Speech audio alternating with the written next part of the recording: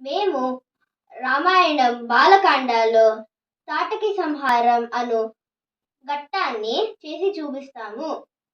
కౌసల్యా సుప్రజా రామ పూర్వా సంధ్యా ప్రవర్తతే ఉత్తిష్ట నరశార్దూల కర్తవ్యం దైవమానికం. విశ్వామిత్ర మహర్షులకు మా ప్రణామములు.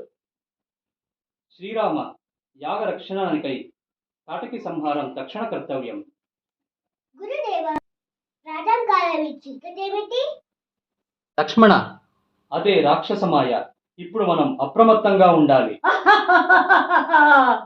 రామచంద్ర, ఇది తాటకి మాయాజాలం. దాని పుత్రులైన మారీచ, సుబాహులు యాగాలను విధ్వంసం చేస్తున్నారు. అది మామూలు రక్కసి కాదు, 1000 ఏనుగుల బలం గలది.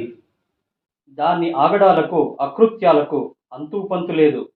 తాటకి సంహారం తక్షణ కర్తవ్యం. అవశ్యం గురుదేవ. గురుదేవ, స్త్రీ సంహారం అధర్మం కాదా?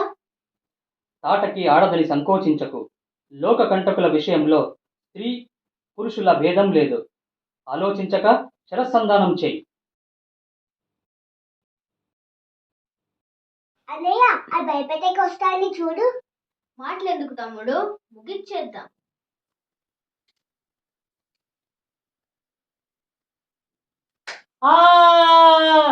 భలా రామచంద్ర భలా. తాటకి వద ధర్మరక్షణకు నాంది.